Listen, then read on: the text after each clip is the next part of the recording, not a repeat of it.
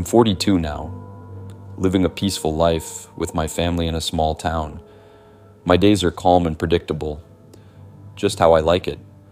But sometimes when I'm out walking through the quiet woods or when I see an old dilapidated house, memories from a terrifying night come rushing back.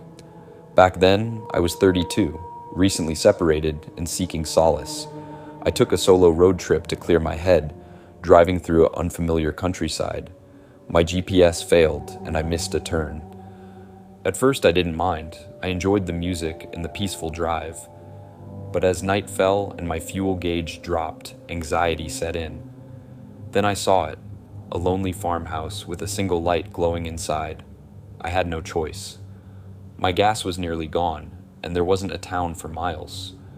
I drove up the gravel driveway, the sound of my tires echoing through the still night. I knocked on the door, calling out, "Hello? Is anyone here?" A man in his late 50s opened the door. His clothes were worn, and he had the look of someone who had worked outside all his life. "Are you lost?" he asked, his voice deep but not unfriendly. "Yeah," I replied. "My GPS is out, and I'm almost out of gas. Is there a gas station nearby?" He shook his head. "The nearest station is 20 miles back. You won't make it on what you have left." Worry twisted in my stomach, but then he offered, "You can stay the night here. It's not safe to drive these roads at night anyway." I hesitated. The place was isolated, and something about it made me uneasy, but I had no other options. "Thanks," I said. "That's kind of you." "Name's John," he said, extending a hand. "Come on in." I shook his hand. His grip was strong, and his hands were rough. Inside, the house was old and dark, with creaky wooden floors and the scent of old wood smoke. A rifle rested against the wall by the door, and the kitchen had a half-finished plate of food on the table. "You hungry?" John asked, nodding toward the plate. "No, I'm okay," I lied, though my stomach growled. The atmosphere made me uneasy, and I didn't want to stay in the kitchen any longer than necessary. He showed me to a small guest room down the hall. The room had just a bed and a dresser. There was a small window with a view of the dark, empty field outside. As I lay down, loneliness washed over me. There were no lights, no cars, no people, just darkness. When I returned to the living room, John was sitting in a big armchair, sipping a beer. The TV was on low. "Do you live here alone?" I asked, trying to make conversation. "All my life," he said, not looking at me. "Wife's gone. Kids are in the city." The silence between us was thick and uncomfortable. I tried to change the subject. "Do you get a lot of visitors out here?" John shook his head. "Not much. Folks don't come out this way anymore." There was something about the way he said it that sent a chill down my spine, but I just nodded and excused myself to bed. Later that night, I woke up, unable to sleep. The house was too quiet. Every sound, the creak of the floors, the wind outside, made me jump. I decided to get up and use the bathroom. The hallway was dimly lit. As I walked past John's room, I noticed the door was slightly open. I glanced inside and my heart froze. John was sitting on his bed, staring blankly at the wall. The room was barren, no photos, no decorations, just an empty, peeling wall. He wasn't moving. His expression was completely blank, almost like he wasn't there at all. I quickly turned away, my heart pounding, and went to the bathroom. When I returned, his door was shut. I locked my room behind me, but I couldn't shake the unease. I lay there, staring at the ceiling, trying to push the strange image of John from my mind. Then I saw it, a shadow beneath my door. I froze. Someone was standing just outside my room. The shadow didn't move. It just stood there, waiting. My breath caught in my throat. I could hear the soft sound of footsteps retreating. I stayed awake all night, too afraid to sleep. When morning came, John was in the kitchen, casually drinking coffee like nothing had happened. "Sleep okay?" he asked, not even looking at me. I forced a smile. "Yeah, thanks." He handed me a map with directions to the nearest gas station and said, "Keep your tank full next time." I didn't argue. I grabbed my things and left as quickly as I could. As I drove away, I glanced in my rearview mirror. John was standing on the porch, watching me go. I haven't driven down a back road like that since. Some places are best left behind. The sun was setting, and the road was quiet. The air inside my car felt cool, but outside it was hot. I was driving down the empty highway when I saw her. A woman standing by the road, holding out her thumb, asking for a ride. She had a small suitcase by her side. She didn't look scary, just tired. I slowed down and stopped the car a little ahead of her. She smiled as she walked up to the window, looking happy like she'd just found something great. "Need a ride?" I asked, a little nervous. "Yeah, if you're going to the next town," she said, her voice a bit tired but friendly. I unlocked the door. "Hop in." She put her suitcase in the back seat and got in. There was a smell of dust and sweat, like she had been walking for a long time. "Thanks so much," she said, buckling her seatbelt. "I've been out here for hours." "No problem," I said, driving off again. We talked for a while. Her name was Emily. She told me she had been traveling alone for a long time, moving from one place to another, doing whatever work she could find. She had funny stories about people she met and strange jobs she did. But as we kept talking, I started to feel a little uneasy. She didn't want to talk about where she was going or why. And when she did answer, it felt like she was thinking too much before speaking. Then there was her suitcase. I tried not to look, but it was open, and I could see a few strange things inside. A rope, some gloves, and something shiny that looked like a crowbar. "You don't carry much, do you?" I asked, trying to sound normal. "Yeah," she said. "I can't carry much since I walk everywhere." I nodded and gripped the steering wheel. The road was empty, no cars anywhere. "So what do you do?" Emily asked, turning to me. "I do graphic design," I said, keeping my eyes on the road. "Cool," she said.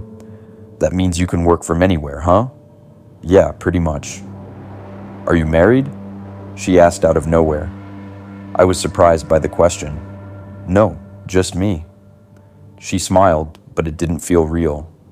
"That's good. Less to worry about." My heart started to beat faster. "Less to worry about how?" "Less things to think about," she said, like it was no big deal. I felt strange. The gas light came on. My tank was low. I hadn't seen a gas station for a long time, and I knew I had to stop soon. But I couldn't stop thinking about her suitcase. What was she hiding? "Can I get something from my bag?" she asked, breaking my thoughts.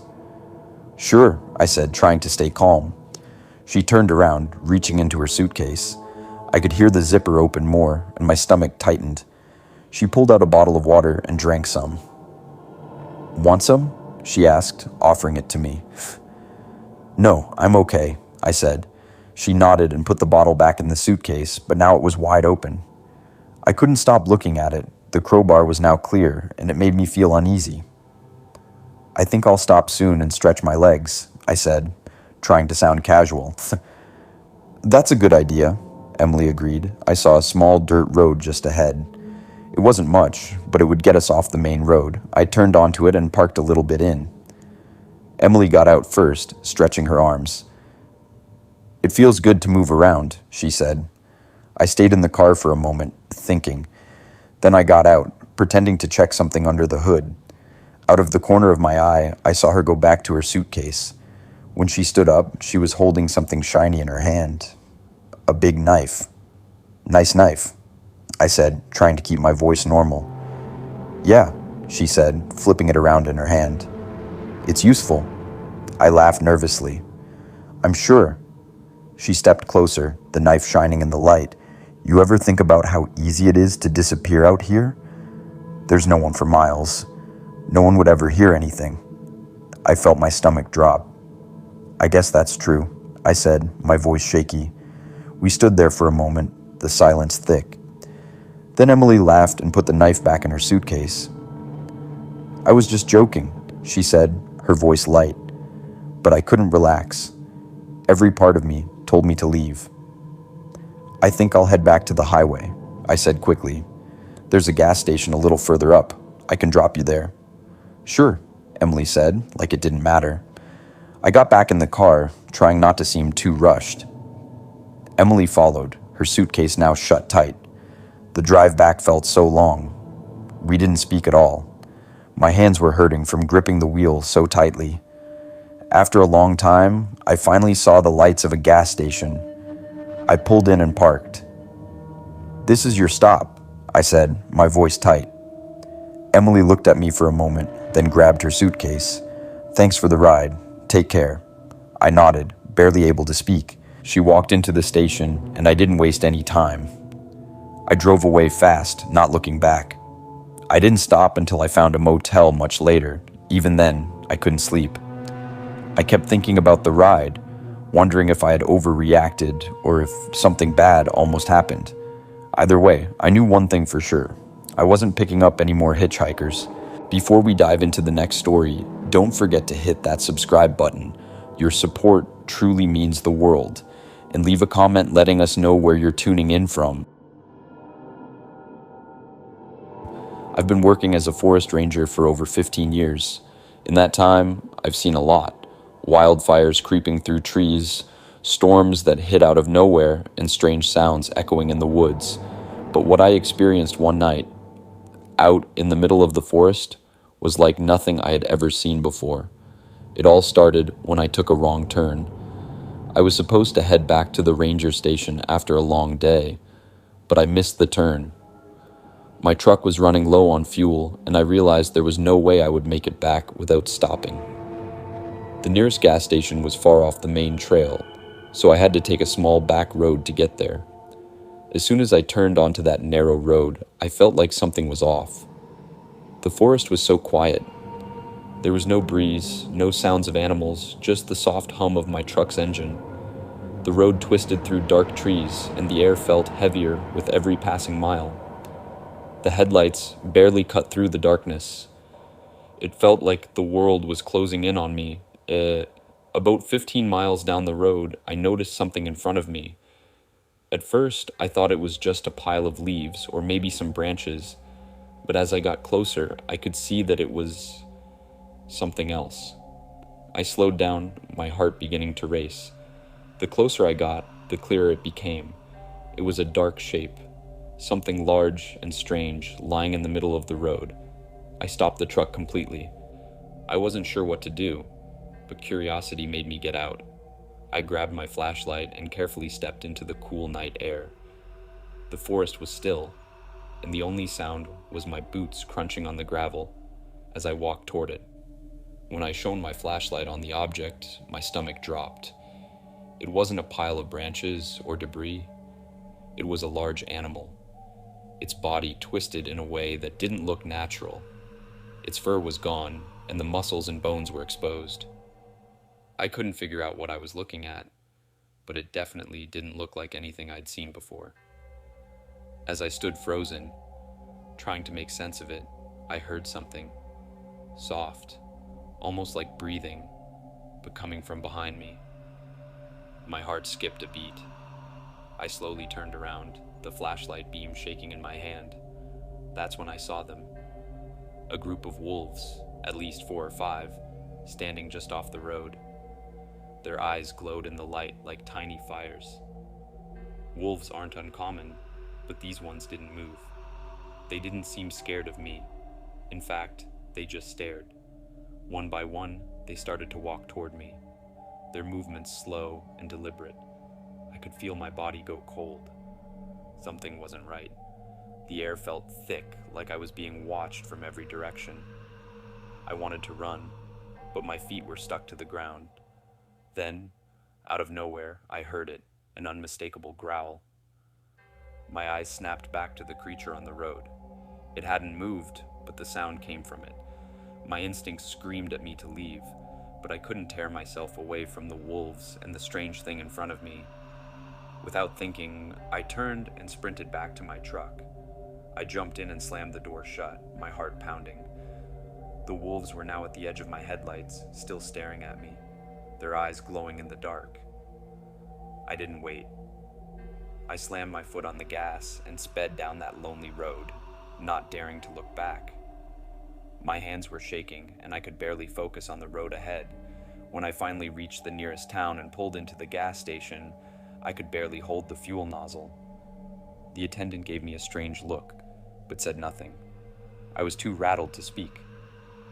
I didn't sleep that night. I couldn't stop thinking about what I had seen, the strange creature, the unblinking wolves. My mind kept replaying the events over and over, trying to make sense of it. What was it? Why were the wolves acting so strange? I still don't have an answer, but I know one thing for sure. That night in the forest, something wasn't right. And if I ever have to go back down that road again, I'll be ready to turn around and drive straight home.